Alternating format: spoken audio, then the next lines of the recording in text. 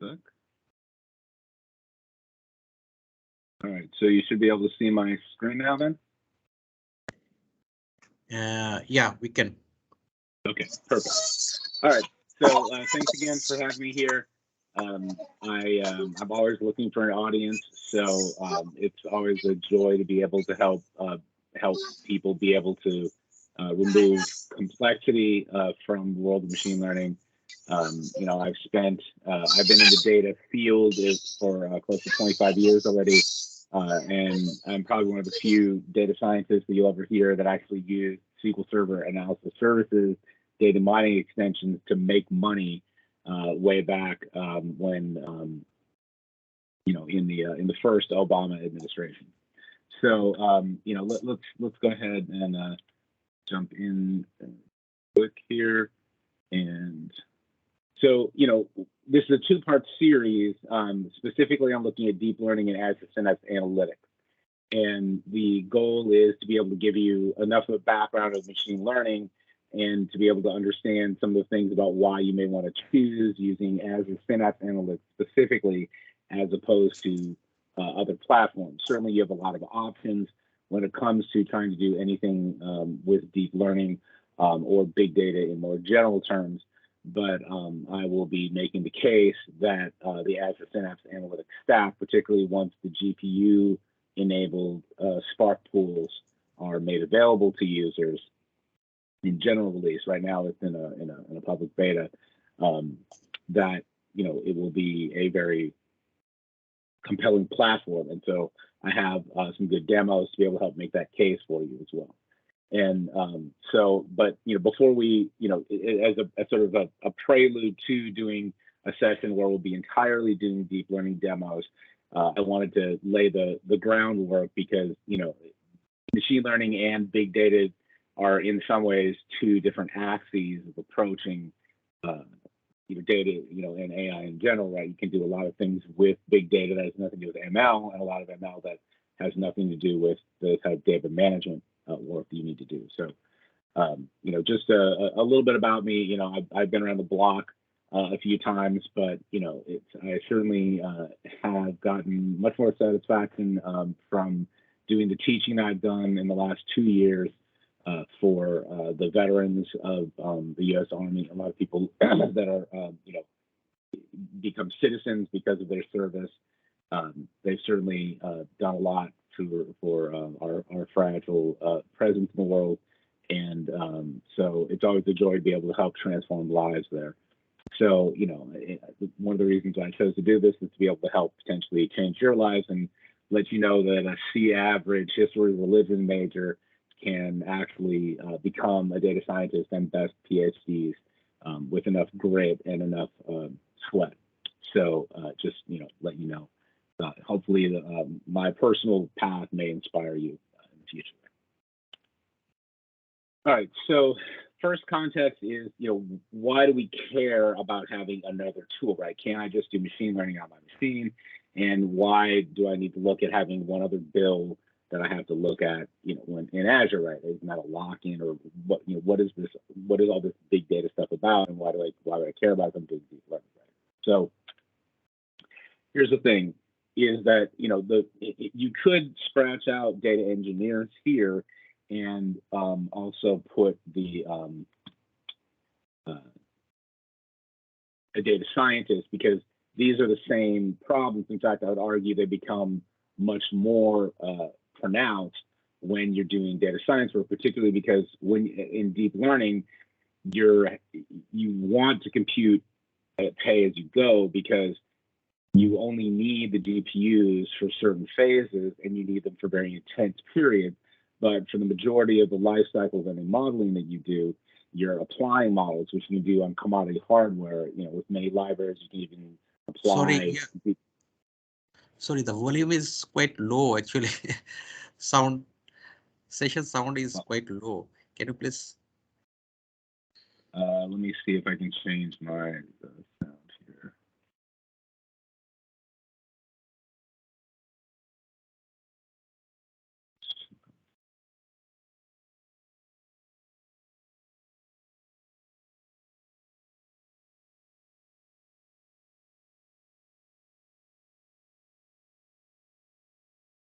let me switch to the webcam. Is that any better? Yeah, quite better. Quite better than okay.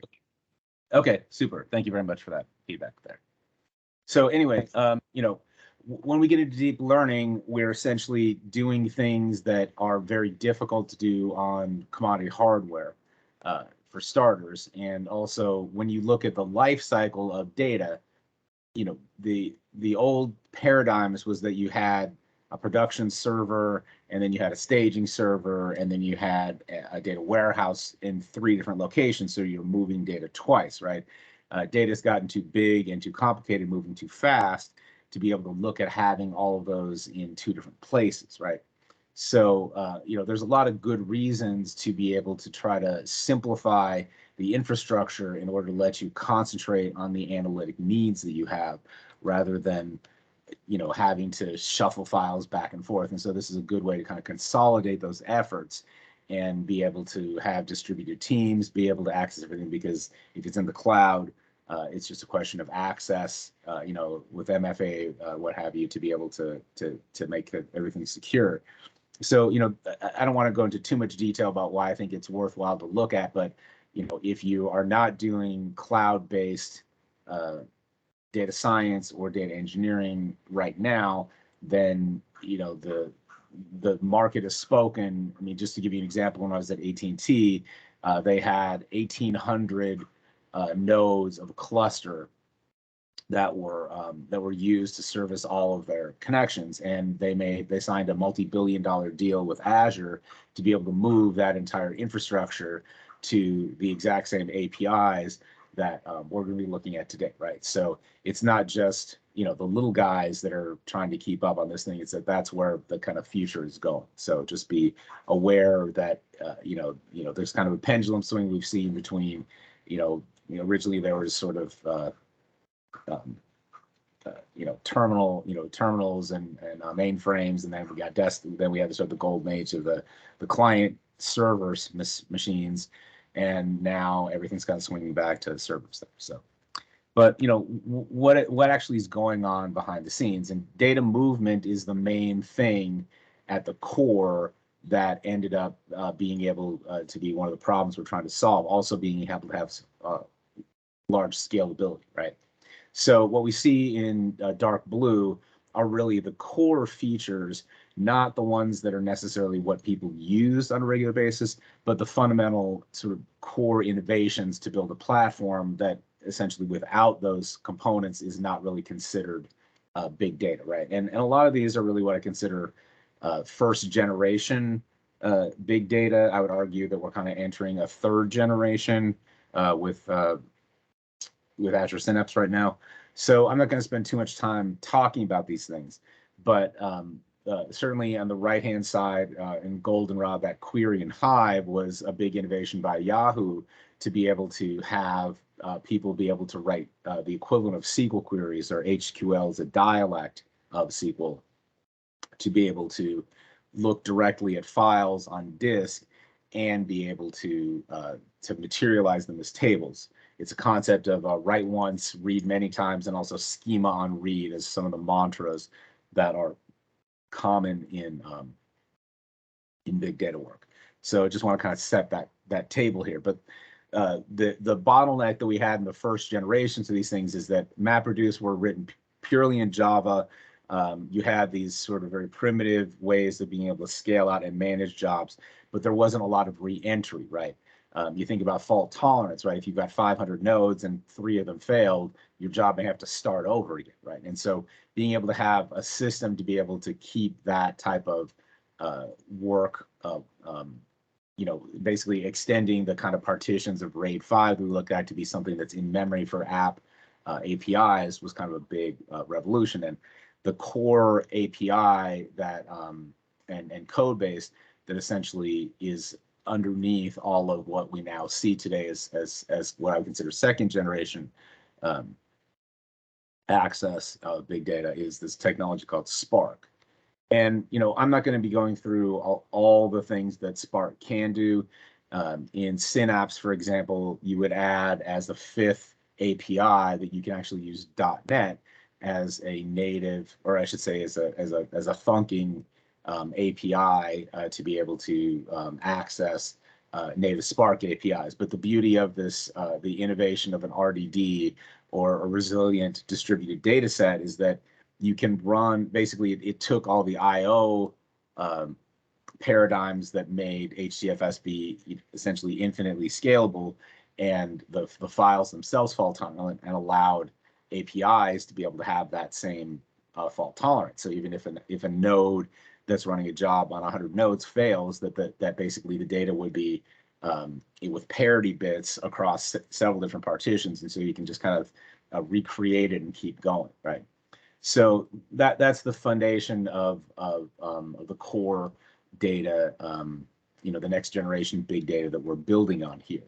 But when we look at Azure Synapse specifically as sort of the next generation, it's really a very interesting blend of the evolution of SQL Server as a core product and language paradigm that's been very well documented, loved by small and large data users, and also being able to bring in a lot of the core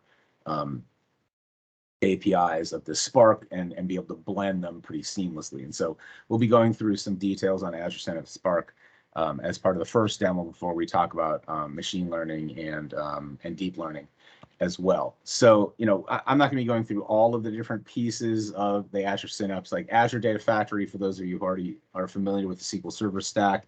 If you're familiar with SQL Server integration services, Azure Data Factory, or ADF, is the equivalent of a cloud-based integration services to be able to have to move data between different cloud sources, invoke jobs from other systems, things of that nature. So there's a very comprehensive set of APIs that you have available with Azure Synapse. I think it's better to look at Azure Synapse as a platform that has a lot of deep integrations with Azure ML and other types of Synapse or other types of cloud technologies that we won't be going through all those soup to nuts, but these are kind of some core integrations that we're looking at here.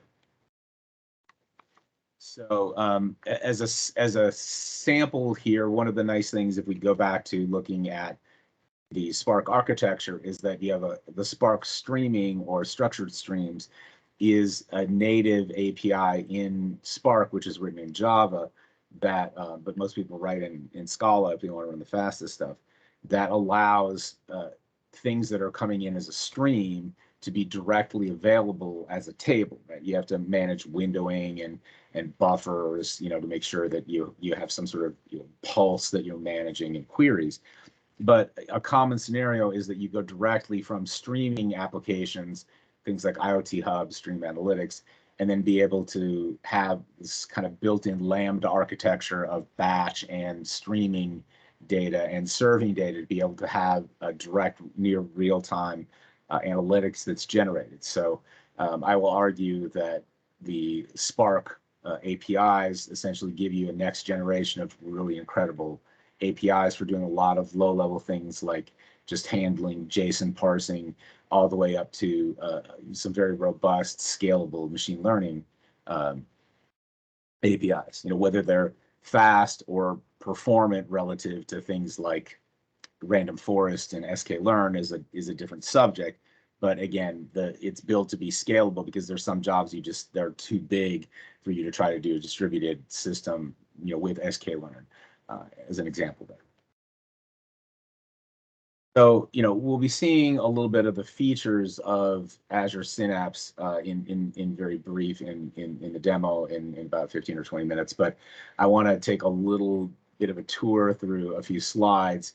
And there's probably only about 10 or 15 that we're going to look at here to be able to set the stage for what we are going to be doing in, what we're seeing as far as live code goes, right? I've got two big notebooks I'll be looking at that are Python ones. One that's traditional machine learning in our area, just to make real some of the bullet points we're talking about, and then a deep learning, essentially feature engineering exercise, so you understand a little bit about how workflows are radically different from what you're used to dealing with rows and columns. So usually when people talk about there being model production as the core data science work, they're really only worried about getting the data as a starting point and then getting to a point where there's some type of magic number, some error statement that you can articulate that is the basic outcome. You may get a feature importance list of saying these are, if we looked at 500 features, that these are the top 20, top 50, or whether things go up or down together, those types of model transparency pieces. But the reality is when you look at the entire ecosystem, you have a model serving, drift management, and also sometimes you're looking at a data warehouse analytic view of data at rest, and then have to recode everything to be fast enough to gather all of those features that you had nicely in one place because of mature analytics. So there's some companies where there's full-time jobs that are just taking the results that a data scientist makes and recoding them. So things that come, you get a Python notebook and a model out of it as the input to that process, and then people rewrite things in Scala to be able to run Spark as an example. So this gives you just an idea of sort of the level of complexity that happens on the highest levels of applied machine learning in that respect. And one of the things that I want to emphasize for those of you who are feeling a little bit intimidated about the statistics and some of the learning curve on the jargon that comes with it is that Andrew Ng, who's sort of one of the thought leaders in machine learning, has famously been quoted saying that applied machine learning is really feature engineering, right? Or in other words, no matter how good your algorithm or how complex your data set that you're looking at the end of the day, the thing that makes your models better than what an AutoML can do are going to be what you can surmise from looking at the data and being able to add value. Right? We're not going to be going into a lot of details on feature engineering per se. We'll see some examples, but just as an encouragement for those of you who are coming in from the data background and are wondering how do I cross that bridge from the quantitative analysis. But most of the statistics that you use for core machine learning are things you can learn within a day. You may already know them from the basic statistics class. So it's more about just getting your head wrapped around the workflow and the iterations. I sometimes describe it as a process that's a cross between chiseling marble stone and lock picking, as far as how we iteratively and painstakingly do smaller and more fine movements to make big improvements at the beginning and then refine things to the best we can there. So apologies to those of you who saw my presentation I did in the fall of 2020 along these lines, but I've been using the same sort of mnemonic of the 5 families from traditional Kung Fu as a way to help people keep track of what each model is good at, right? And even when we get into deep learning, it's not that you're throwing out anything that is machine learning, it's that we're essentially just going deeper into more specific ways of being able to look at machine learning with much more complicated data sets, which moves us closer to the types of human behaviors that we have a lot of times heard kind of couched as artificial intelligence. So I believe that Andre talked about clustering here. I'm not going to talk too much about it, but again, as the mnemonic, you're essentially creating synthetic features from the algorithms, things that can be reproduced on new data as opposed to just a core calculation and reused and persisted. So since dragons are imaginary, that's the mnemonic to say this is the thing that is actually being created that wasn't there before, as opposed to any other models there. And the most common scenario that people do work with in machine learning is going to be some type of classification where generally it's going to be looking at a yes, no answer. And sometimes you get into hair splitting on the actual cut, because if you numerically binary can, your target variable will be a 0 or 1, and then you'll get a raw probability between 0 and 1 out. And so to say what is a yes and what is a no, you have to make a threshold or a cut to say, above this number, it's going to be a yes, and below that, it gets to be no. You end up having errors like true positives, false positives. Some people call them type 1 and type 2s for false positives and false negatives.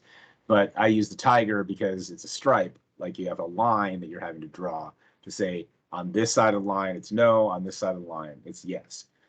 So that's how I help. And you know, to give you an example, when I did my first work in using DMX back in the day in 2010, that I was actually able to find, we didn't use 2 positive and 2 negative as our metric. We used this thing called lift, which basically said that if they could rank their customers they could contact, they could take the top half of their list they had and still get 75% of the sales, which meant that basically they could take on 2 campaigns with the same labor and get 50% more sales, which literally changed the company.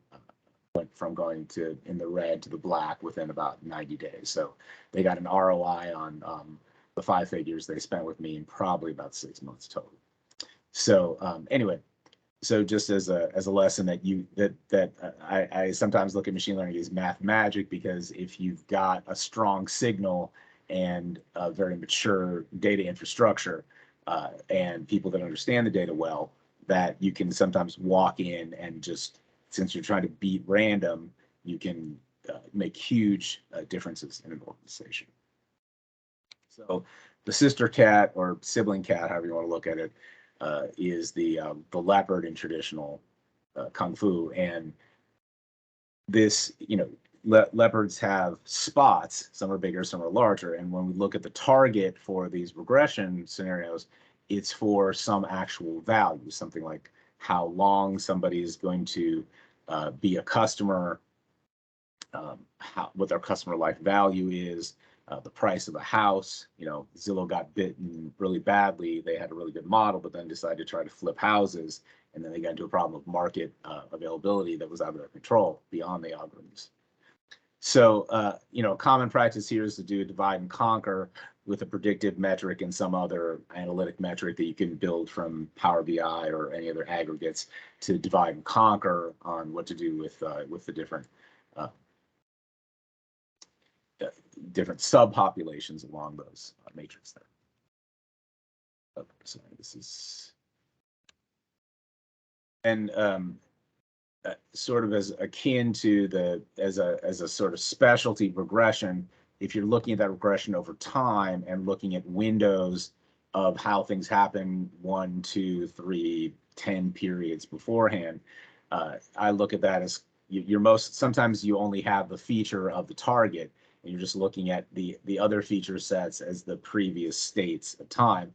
And so you're looking at kind of a snake that's moving up or down to see where things are going, as the mnemonic for time series forecasting, or what people will call autoregressive regressions as well then.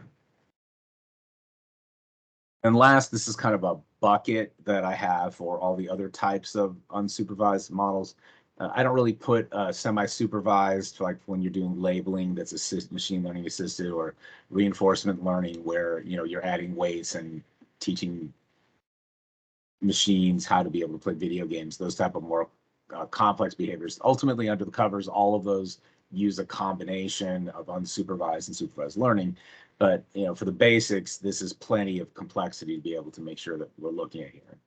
You know, I use the birds because you're looking at more than, you know, birds move to one place to another. They also have a lot of different feathers of different sizes, and these models don't fit very neatly into a row and column structure. And, you know, in order to understand why we end up getting to deep learning, it's important to understand some of the world before deep learning when we look at algorithm flavors, right? Because you can argue that logistic regression and linear regression were used, you know, in World War II. The ROC or AUC curve that we talk about in binary classification was actually originally came out of radar research, because sometimes it would detect if somebody was, you know, if there's a plane there that wasn't there, and the signal would say it was because it bounced off something wrong, or sometimes it wouldn't see a plane that was there, right? So anyway, you know, I took from one of my classes, one of my magic chalkboard sessions, where I talked about this this trade-off that you have to manage with machine learning algorithms, right? The more complex you make the algorithms, the less directly explainable they are. For example, in the United States, if you want to sell auto insurance in most states, you can only defend your price increases based on the actual statistics that can be described in a generalized linear regression model to say that we have X number of, this factor has this exact value of weight on the cost that we've had with with the losses that we've sustained there. So that's kind of a direct one-to-one relationship between the raw probability and the feature itself. But the more complex your algorithms get, the more abstracted it becomes to understand the relationship between the one feature, or in most table terms, one column, and fancier scenarios. And so, I built this kind of put on a spectrum, this bias versus variance. And usually when we talk about bias or underfitting, it means that the model is too general, right? You may have a good consistent level of difference between the test and the train performance, right? We'll talk about that split a little bit later more. But this is basically giving you an insight into that that you a lot of times you can expect to get better performance, sometimes even double-digit percentage differences for a more complex model. From my personal experience, doing feature engineering is going to be the biggest bang for your buck to be able to help model algorithms be able to see what's happening in your data a little bit better there. But this is kind of what the state of the world was about, I would say.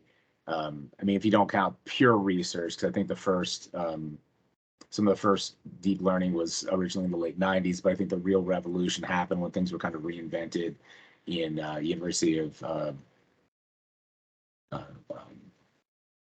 London and Ontario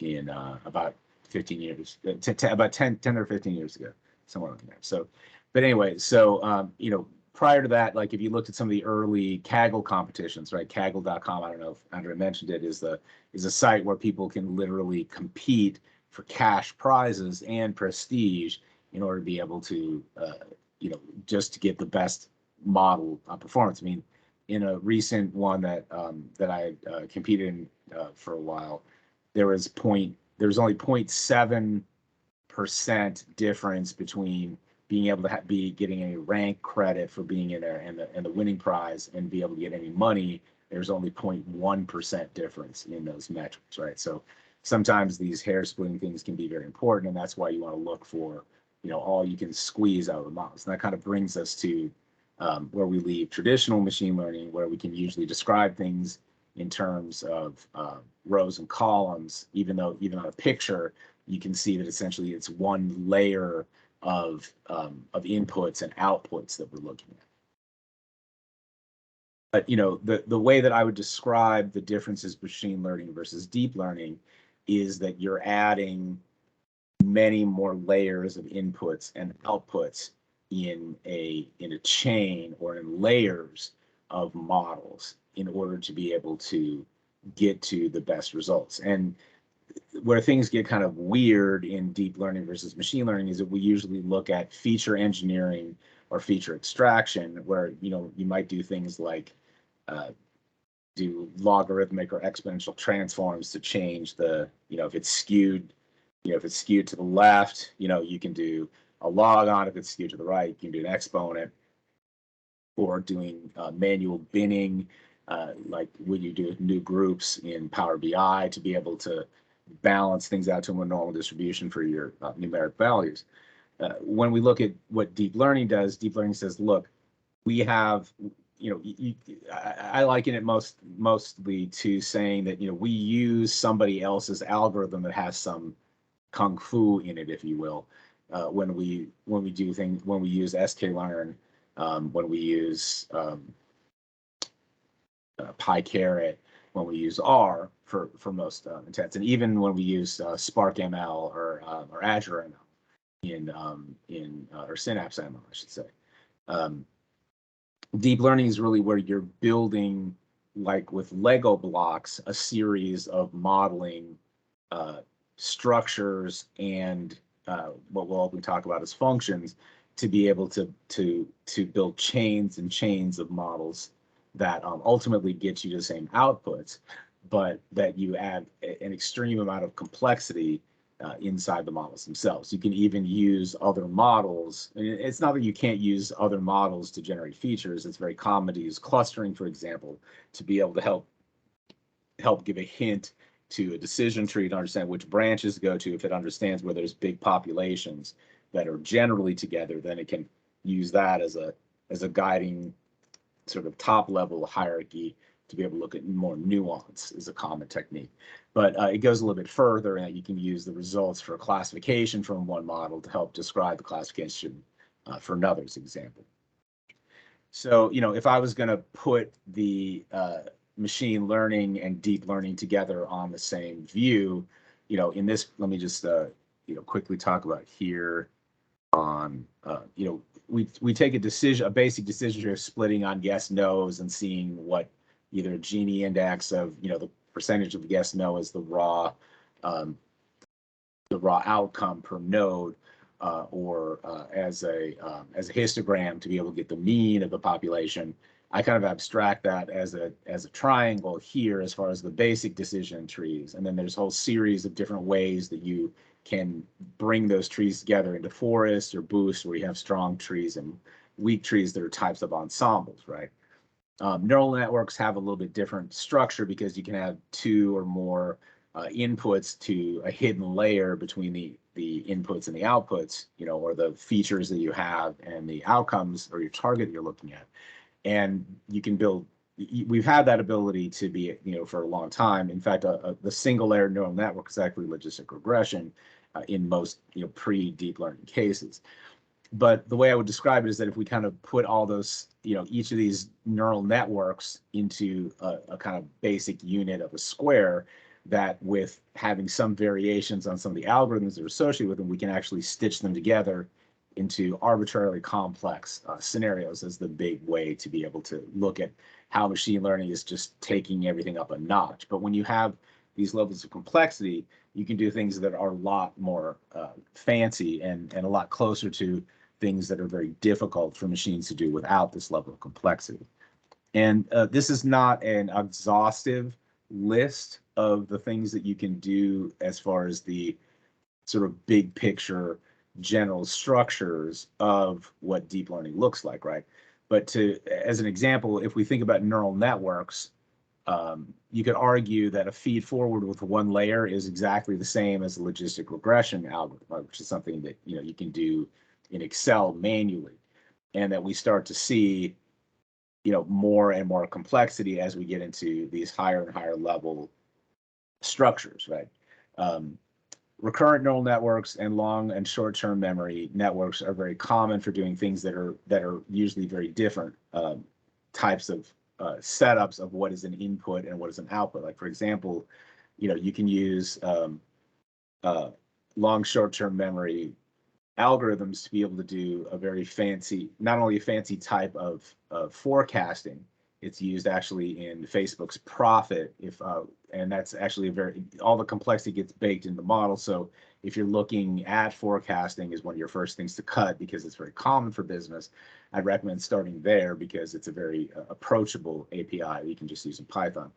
But the interesting thing is that same ability to be able to look at multiple words, for example, and choose that maybe you look 3 words back or 5 words back or 7 words back, the same type of algorithm structures are actually useful for doing machine learning translation. So, Google's done a lot of work in Google Translate to be able to simplify their first generation of models and be able to using LSTM type models in the future.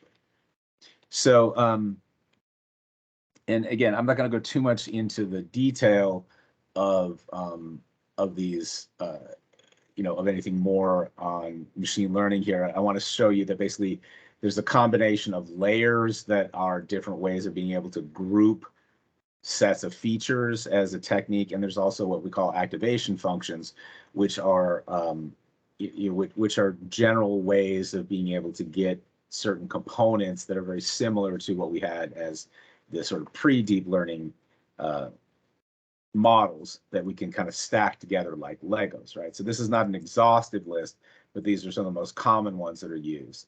And so you can see that, using something that has this type of function is a common intermediate scenario in this particular section here that we call residual block, where essentially it's sometimes skipping a layer to be able to enhance, to make sure that we're not having what's called a vanishing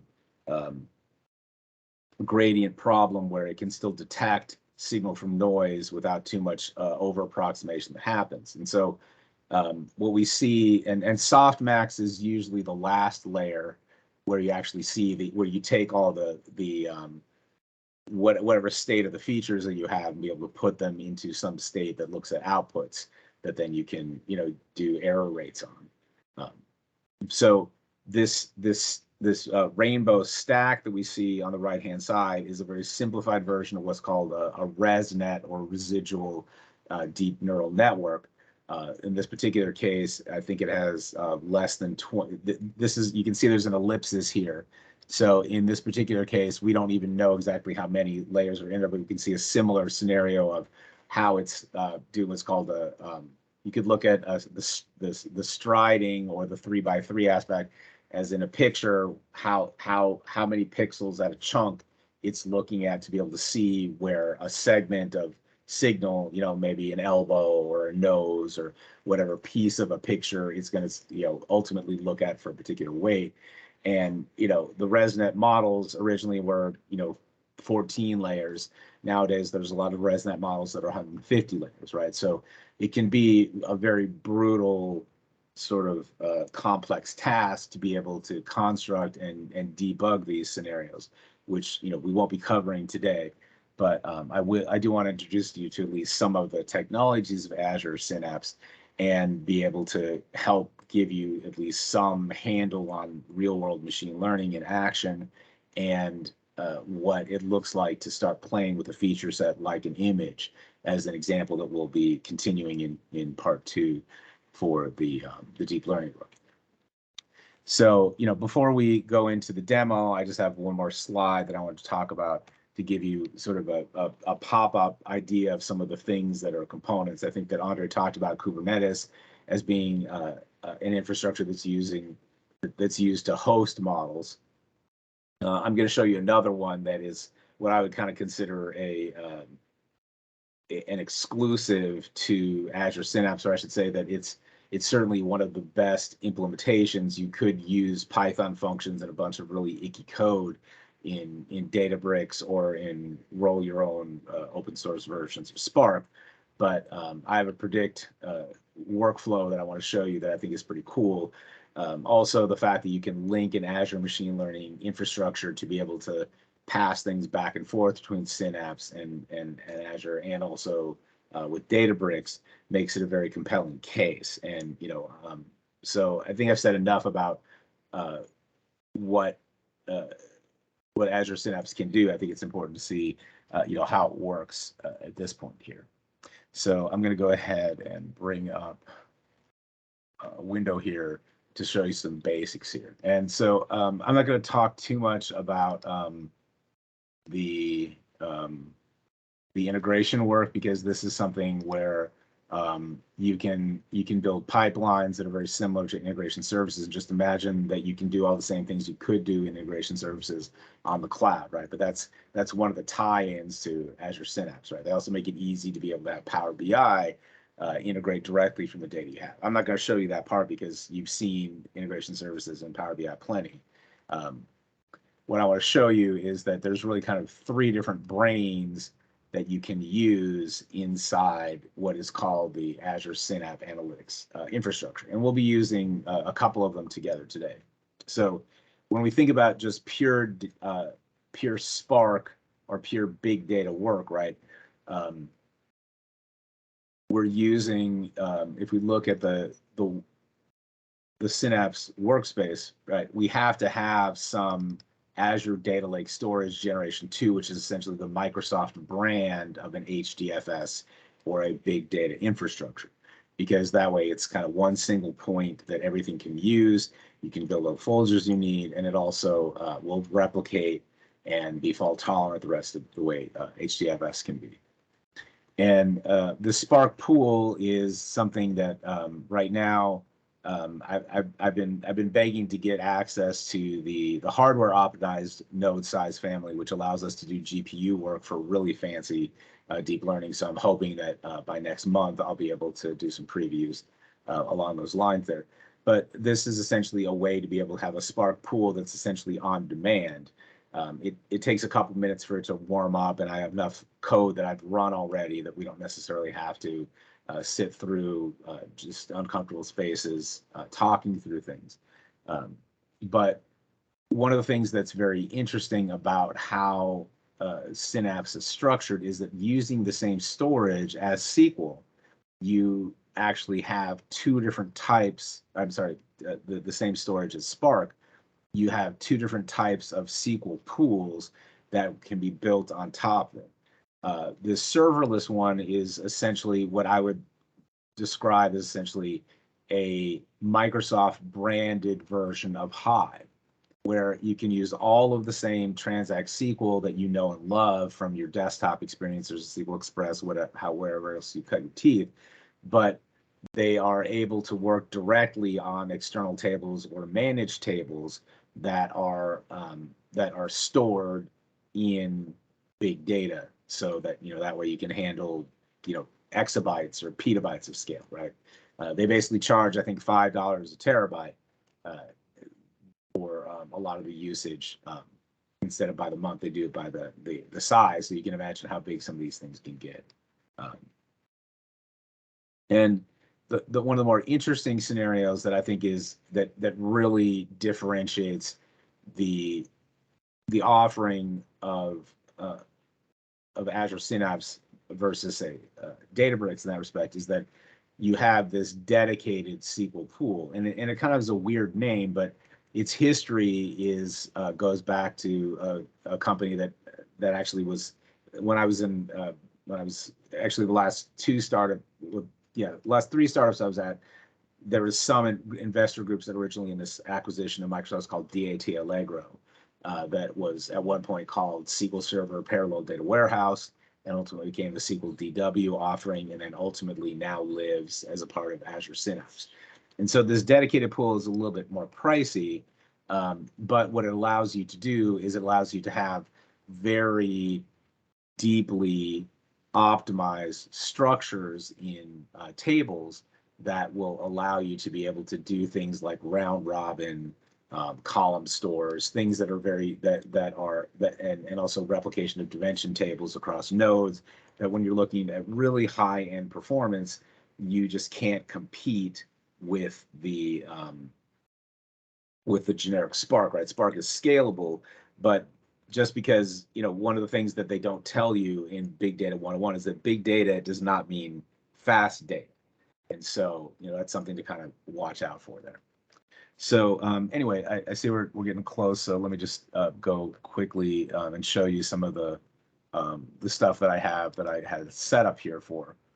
And I know I'm not going to be able to do this justice, but as an example here, this is a Jupyter notebook that actually goes through and imports a data set on taxi cabs and goes through. It has a lot of different features available. You can see some examples as far as what the data is available here.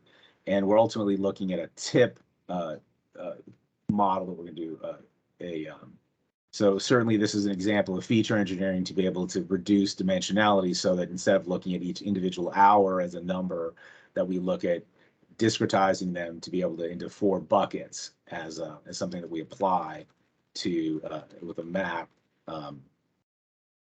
into our feature set here.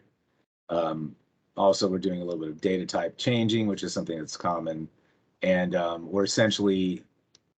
we're creating the tipped as our target for our model, because essentially this logic is saying, instead of looking to see what the tip amount is, that if it's larger than 0, then we'll call it 1, and then if they didn't tip, that's a 0, right?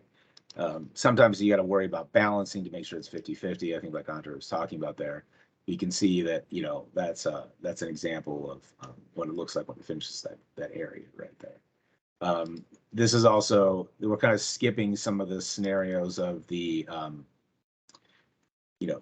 the EDA or exploratory data analysis on where these boundaries came from. Essentially, what they did was looked at histograms and decided, okay, there's outliers on these boundaries, so let's just keep it in this particular area for these values there. That's a common thing to be able to make things representative data sets, so you don't have these outliers being noise that distracts from the signal of the overall core work. And then, this does not do justice by just saying we do a 30% and 70% split, right? Because sometimes you have to vary the state or the seed that's used, so that makes sure in different rounds you get different rows in each of the splits. But essentially, this gets us to a point where we can actually build models. And then this is an export of a test data set that we'll see in just a minute, very briefly.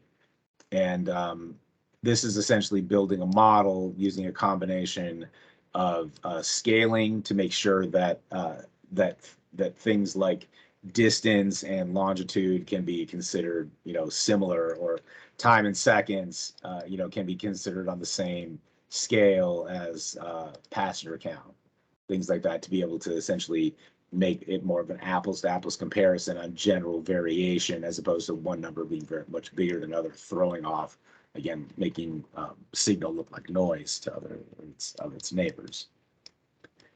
And ultimately, we end up building a simple logistic regression.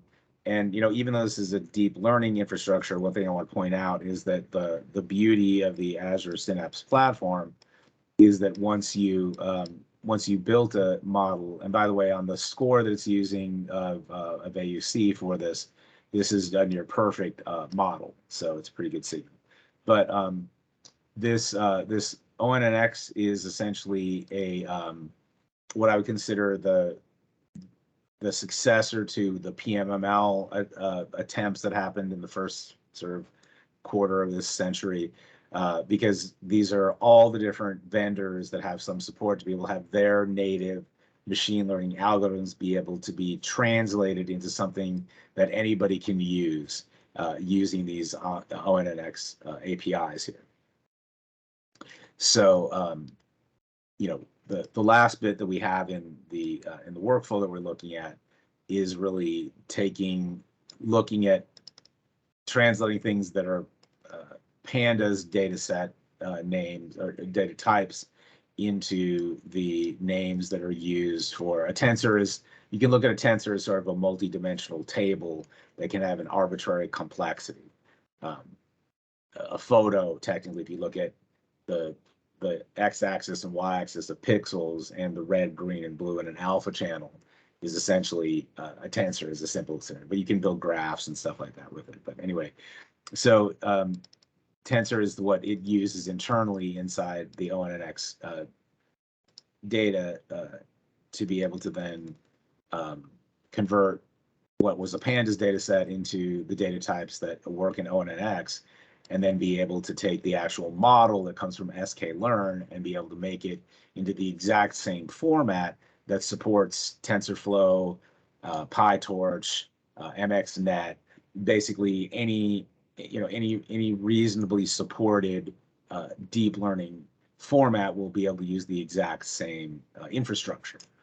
And so this last bit here is using this thing called MLflow, which is it has sort of a frenemy role with Azure ML in that it's something that's open sourced that you can use on a desktop, but Databricks has invested a lot of it to be able to keep track of the experiments and runs as sort of a competitor to the Azure ML experiments and runs scenario. But in our case, we're just using it because it's already got an infrastructure to be able to use ONNX models for hosting.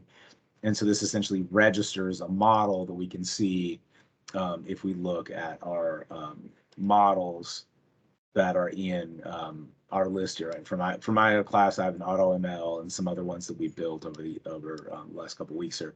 But this is the particular one that we just saw the workflow made. So now we're going to flip into the use case that is just very briefly in Azure Synapse, where we have to do a setup of being able to create a table to land the data that it's going to use as the features.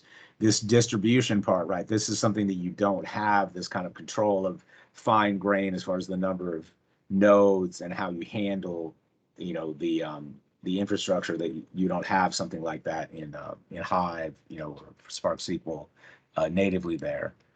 And then this essentially copies the from the test data set, the CSV that we exported, so that it's essentially available into this table. So we have a target of data to be able to actually apply the model to. And then this store procedure was actually created just through a wizard and a few mouse clicks to be able to generate, to essentially go out to that model itself right here and be able to persist it into the Azure Synapse infrastructure and be able to just have this equivalent of a predict statement that takes the data from that table we just built to be able to generate an actual, because we notice how we don't have a tipped column that's coming out of this right here. If I just run that real quick, we can see we get this output label from that exercise, and that's coming from the model itself, right? So this is an example, whether you're using the complexity of a deep learning algorithm, model, or a machine learning model algorithm, the story doesn't change. In fact, with the infrastructure of big data, you can also use photos in this exact same work as the feature set that's applied to, right?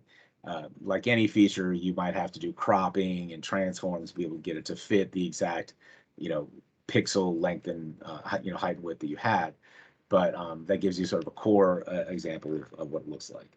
And then just briefly, I know that we're running out of time here, but I just wanted to show briefly a notebook that I'd run previously that uses an API that's very common for doing image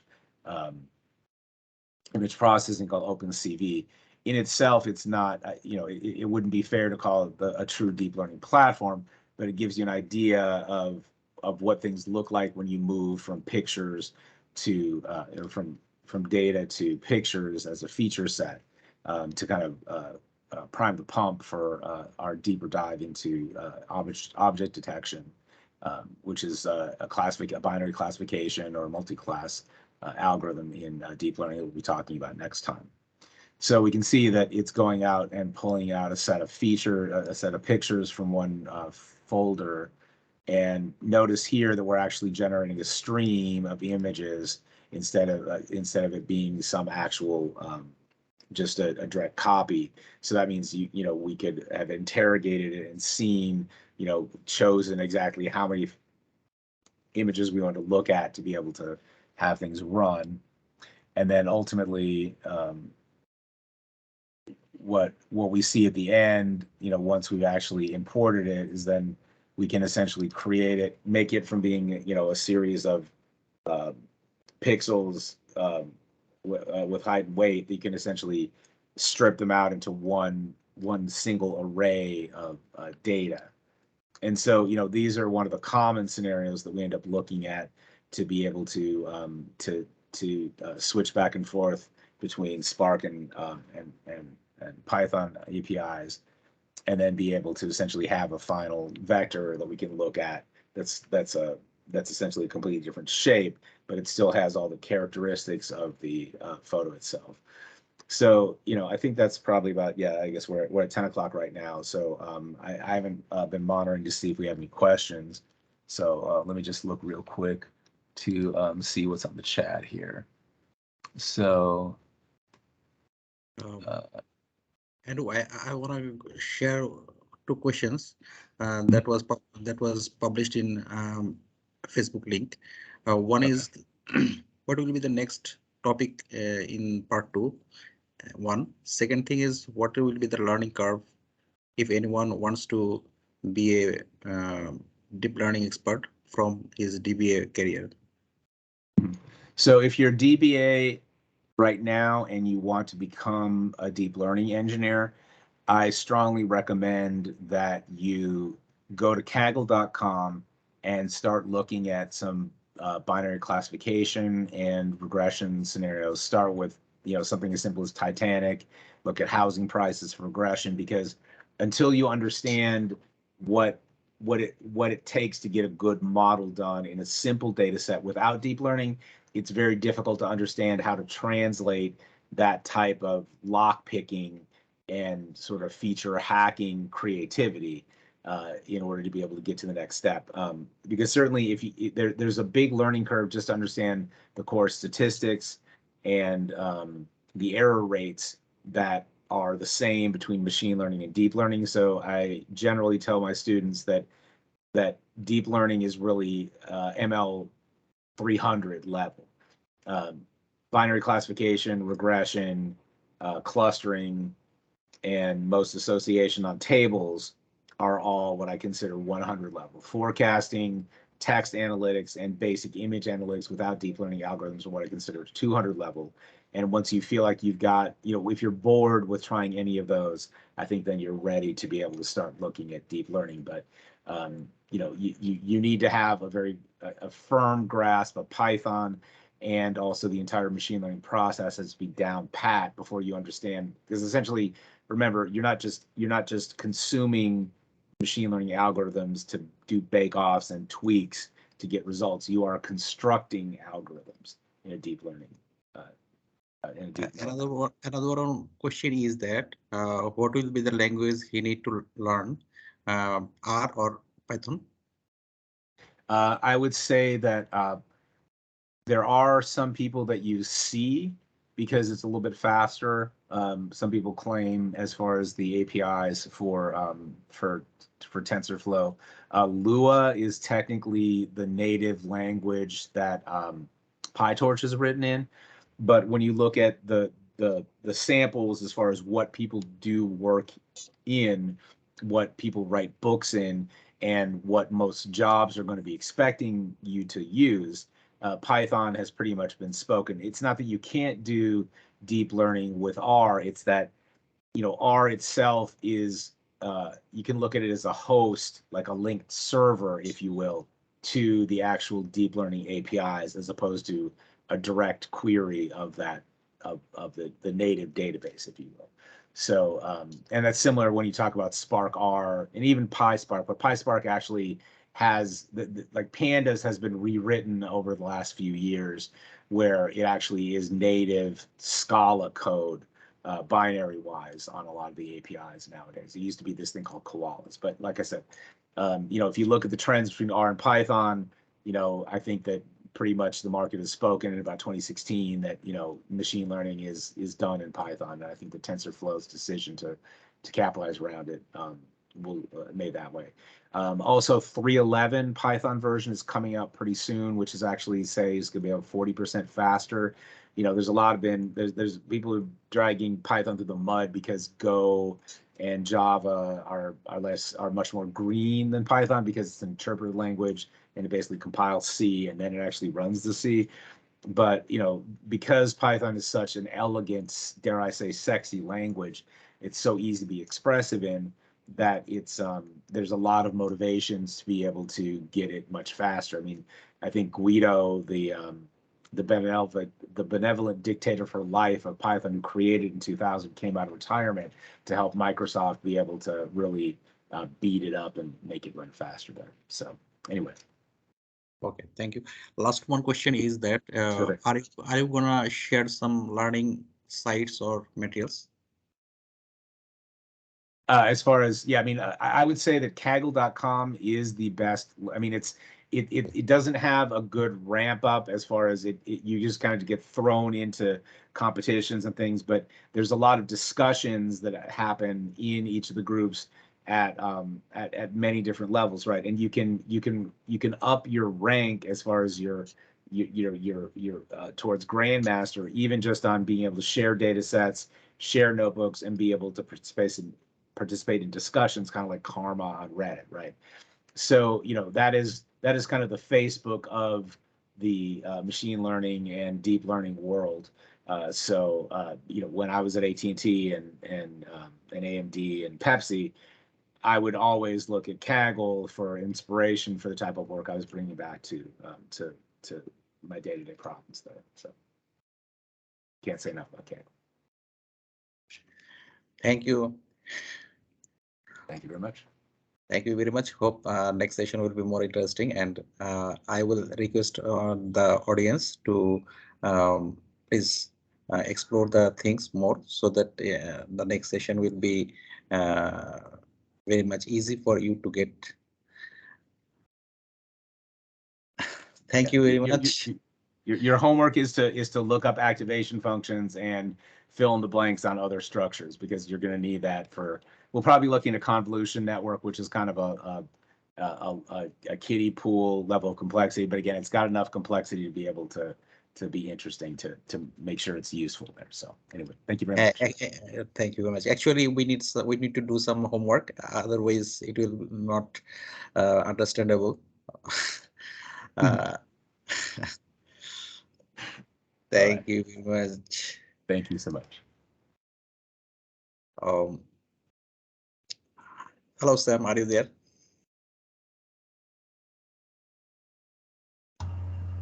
Ahsan, how are you? I'm fine. And you? Very good, thank you. Thank you very much. Thank you, Sam. For did you want to start now or in a few minutes?